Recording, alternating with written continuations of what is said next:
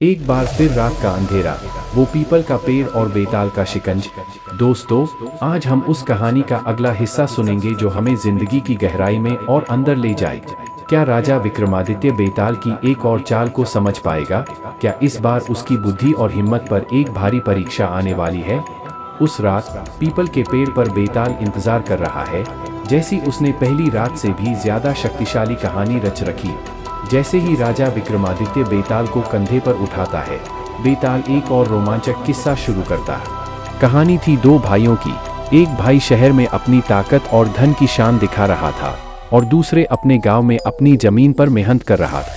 एक दिन शहर में रहने वाला भाई गांव आया और कहा, तुम्हें यहाँ रहकर क्या मिलेगा? आओ मेरे साथ शहर चलो और सुख भोगो।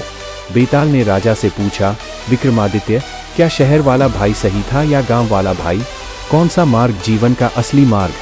विक्रमादित्य प्रश्न पर सोच में पड़ गए। शहर और गांव, सुख और संतोष, कौन सा मार्ग सही है? उसने सोचा, कहानी सिर्फ दो भाइयों की नहीं, ये हर इंसान के जीवन की कहानी। क्या वो शहर में जाकर धन और सुख का पीछा करे या अपने गांव में अपने सुख और अपनी मिट्टी से जुड़े रहे? बेताल एक गहरा सा हंसते हुए कहा, अगर तू जवाब नहीं दे पाया तो ये रास्ता तुम्हारा आखिरी रास्ता हो सकता है।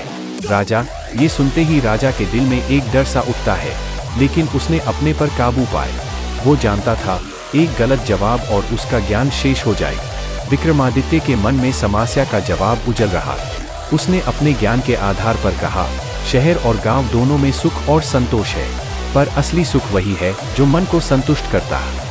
शहर वाले भाई का मार्ग उसके लिए सही है, पर गांव वाला भाई अपने रगों में खुश है। जीवन में सबके अलग अलग मार्ग होते हैं, लेकिन अपना मार्ग खुद बनाना पड़ता है। ये जवाब सुनकर बेताल के होठों पर एक भारी मुस्कान। बहुत खूब राजा, पर यह सिर्फ शुरुआत है। अब बेताल एक और पहेली पूछने वाला था जो राजा के समर्थ और साहस को एक और बड़े इम्तिहान में डाल दे। बेताल की आवाज में एक और चलावा था, जैसे वो राजा के हर एक जवाब को आखिरी परीक्षा बना रहा हो। दोस्तों, क्या राजा ने इस बार भी सही जवाब दिया?